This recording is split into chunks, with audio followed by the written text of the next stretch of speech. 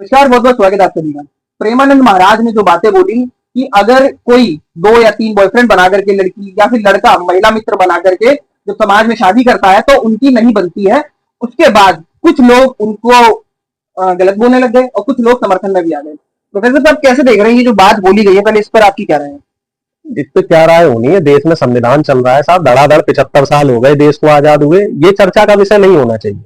अच्छा। चर्चा का विषय ये होना चाहिए कि देश में बराबरी का जो माहौल है वो कैसे क्रिएट किया जाए। देश का कोई भी नागरिक हो, चाहे वो किसी भी लिंग का हो, पुरुष हो, महिला हो, आदिवासी हो, दलित हो, सबको बराबरी का अधिकार क्यों दिया जाए। और ये जो पुरुष प्रधान समाज के लोग हैं, जो पुरुष सत्ता में यकीन रखते हैं, जो मनवादी व्यवस्था के लोग हैं, मनवाद कोई जाति विशेष से नहीं है कि कोई ब्राह्मण है तो वो मनवादी है, यादव भी मनवादी है, जाटव भी मनवादी है, मीणा भी मनवादी है, जिनके अंदर श्रेष्ठता का भाव, जो अपने आप को श्रेष्ठ मानते हैं। और ये जो पुरुष प्रधान सत्ता है और जो मनवादी व्यवस्था है, इसी व्यवस्था को तोड़ने के लिए, खत्म करने के लिए देश में संविधान को लागू किया गया। प्रेमानंद महाराज का पूरा सम्मान है। महाराज ये तो कह रहे हैं कि महिला जो लिविंग रिलेशन में रहती है उसका चरित्र ठीक नहीं है, शादी से पहले किसी से संबंध बनाना ठीक नहीं है, चलो मैं सारी बातें मान लेता हूँ, लेकिन क्या सारी गलती आप महिलाओं की? को बोला ना कि ऐसी दोनों पे होना चाहिए, लेकिन ऐसे ही पुरुष को नहीं करना चाहिए। पुरुष को ऐसा करना चाहिए। तो जितने दोषी हम महिलाओं को ठहराते हैं उतना दोष हम पुरुष को क्यों नहीं देते। अगर हम अपने घर की बात करें, हम अपने घर में अपनी बेटियों को, अपनी बहनों को तो ये समझाते हैं कि बाहर जरा ढंग से जाओ, ढंग के कपड़े पहनो, लेकिन हम अपने बेटे या भाई को क्यों नहीं समझाते। इस बात को हमें अपने घर के जो पुरुष हैं उन पे भी इम्प्लीमेंट करने की जरूरत है। पुराने समय में और अब के समय में क्या फर्क है कि पहले के समय में स्त्रियों पे ही पूरा एकाधिकार समझा जाता था, इसे को खुली छूट हुआ करती थी। एक राजा या एक कोई धनी व्यक्ति 5-5 रानियां रख सकता था, 10-10 रानियां रख सकता था।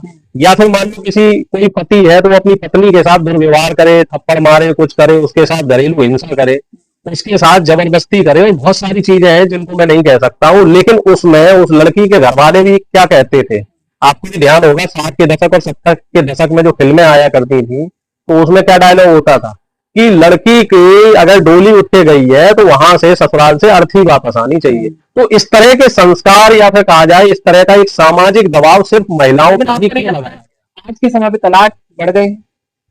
तलाक के जो मतलब देखा जाए तो फिर लड़का ज्यादा परेशान है। क्यों बढ़ गए? हाँ। दोनों ही चीजें है ना। मैं सारी गलती जो है वो सिर्फ लड़कियों की नहीं कह सकता और सारी गलती लड़कों की नहीं कह सकता। दोनों ही बातें हैं इसमें। तलाक के केस इस वजह से भी बढ़ गए हैं क्योंकि मुझे मालूम है पहले हमारे गांव में बुजुर्ग जो हुआ करते थे तो जो महिलाएं थी वो जाहिर सी बात है, बुजुर्ग ने कुछ कह दिया या गांव के किसी व्यक्ति ने कुछ कह दिया, महिलाएं सुन लेती थी। अब वो महिलाएं पढ़ लिख रही हैं, पढ़ लिखने के बाद वो नौकरी भी कर रही है, इंडिपेंडेंट भी है। तो जब वो इंडिपेंडेंट है, वो अपना घर में बराबरी का काम कर रही है, भाई घर भी देख रही है और बाहर भी नौकरी करती है, तो उन्हें भी बराबरी का सम्मान मिले। जो एक जो मेल ईगो है तो उसको हमें अलग रखना पड़ेगा। अगर महिला ने कुछ कह दिया या पुरुष ने कुछ कह दिया, दोनों ही बातें समानांतर है। जैसे कभी की हस्बैंड वाइफ के बीच की बात की जाए, इसको थोड़ा सा मतलब राजनीतिक और सामाजिक चीजों से अलग रखा जाए। झगड़े आपस में पहले भी होते थे, अब भी होते हैं। पहले क्या होता था कि लेडी तब जाती थी कि भाई हम तो पढ़े लिखे नहीं है, कहाँ जाएंगे, कैसे गुजारा होगा। अब महिलाएं पढ़ लिख रही है, स्वावलंबी है, अपना इंडिपेंडेंट है। अगर घर में कोई झगड़ा हुआ तो उसके पास ऑप्शन है, भाई नौकरी कर रही है, इंडिपेंडेंट रह रही है। के लिए अच्छा है, खराब है। देखिए अब इसमें संस्कृति कहाँ से आ गई?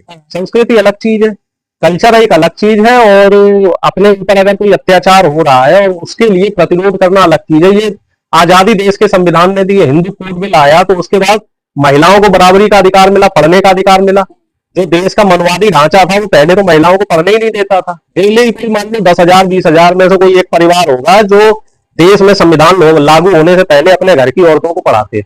भाई जैसे दलित पिछड़े देख लो तो उनकी घर में तो पुरुष भी नहीं पढ़ पाते थे, तो महिलाओं के तो पढ़ने की बात ही छोड़ दो। बल्कि जो सो कॉल्ड एलीट क्लास था उसमें भी बहुत कम था, ये रेशियो बहुत कम था पढ़ने का। क्लियर ही नहीं कर रहे। नहीं तो आप मेरे मुंह से क्या सुनना चाह रहे हैं? आप क्या सुनना चाह रहे हैं कि प्रेमानंद महाराज जी ने जो बात कही वो साक्षात सत्य है? स्त्रियां आज के समय में चरित्रहीन हो रही है, समाज का नाश हो रहा है, हिंदू सभ्यता खतरे में पड़ रही है, आप ये सब मेरे से सुनना चाह रहे हैं? नहीं, आप दोनों बात करिए ना। देखिए तलाक भी आज के समय पे इतने ज्यादा हो रहे हैं और कैसे हो रहे हैं, वजह भी समझिए ना क्यों हो रहे हैं।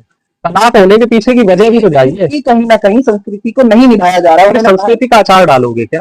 क्या करोगे? ऐसी इस देश में बलात्कार की घटनाएं बढ़ रही है, बेकार से बढ़ रही है। और बलात्कार होने के बाद महिलाओं की हत्या कर दी जाती है, सामूहिक बलात्कार कर दिए जाते हैं, और आप संस्कृति को थाली पे परोस रहे हो, उसे चाटोगे संस्कृति को। भैया जो बलात्कार करने वाले व्यक्ति है उनके खिलाफ क्या इतने कठोर कानून बनने के बावजूद भी क्या उनके खिलाफ कार्रवाई हो रही है?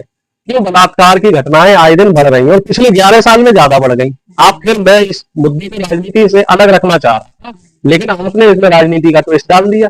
पिछले 11 साल में महिलाओं पे हिंसा, महिलाओं पे शोषण और महिलाओं पे बलात्कार के अगर सरकार के आंकड़े देखे जाएं तो उसमें 32% से ज्यादा इजाफा हुआ है। तो आखिर क्यों हो रहा है?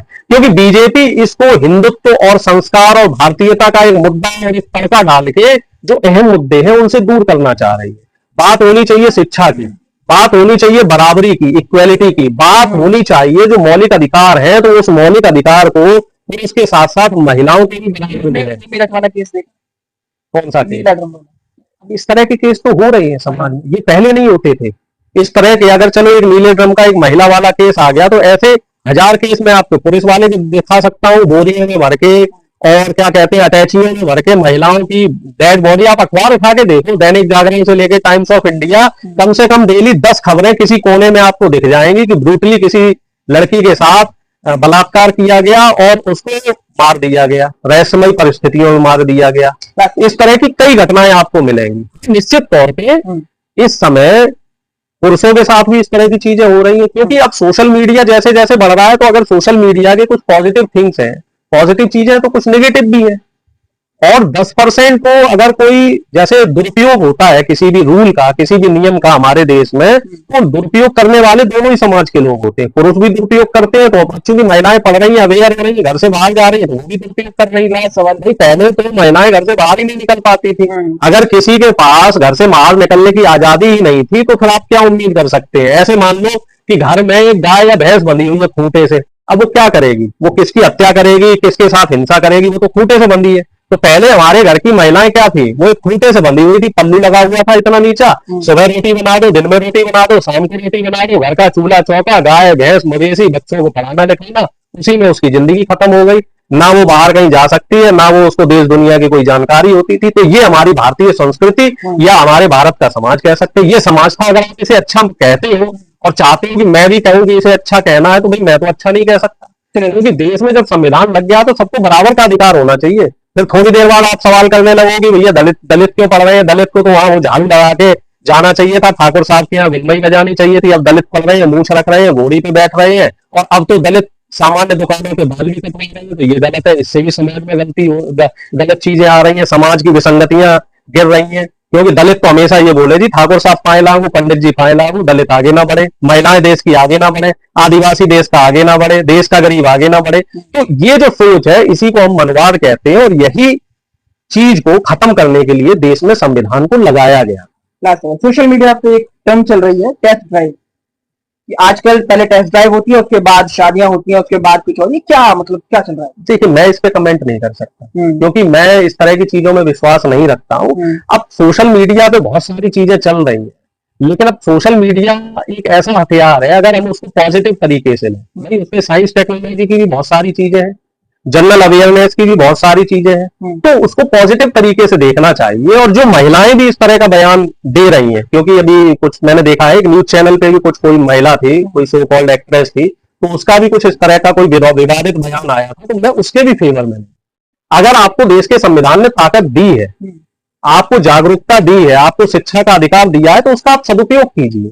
आप अगर इस तरह से समाज में वल्गैरिटी फैलाएंगे तो उससे कहीं ना कहीं जो पुरुष प्रधान सत्ता के लोग हैं उनको बल मिलेगा, आप उनको प्रोवोक करेंगे, आप उनको बढ़ावा देंगे, तो समाज में सकारात्मक सोच के साथ आगे बढ़ना होगा। समाज में जो हमारी आने वाली पीढ़ी है, तो हमें ये कोशिश करनी चाहिए कि उस सोशल मीडिया को, उस देश के संविधान की ताकत को हम पॉजिटिव डायरेक्शन में ले जाएं, जिससे हमारे देश का भला हो सके, जिससे हमारी जो आने वाली पीढ़ी है उसका भला हो सके। अगर हम इन सब चीजों में फंसे रहेंगे तो देश तरक्की नहीं कर पाएगा, और हम लोग ऐसी जो बड़ी बड़ी अर्थशक्तियां हैं, चीन जैसे देश है, रूस जैसे, अमेरिका जैसे, तो उनके आर्थिक गुलाम बने रहेंगे।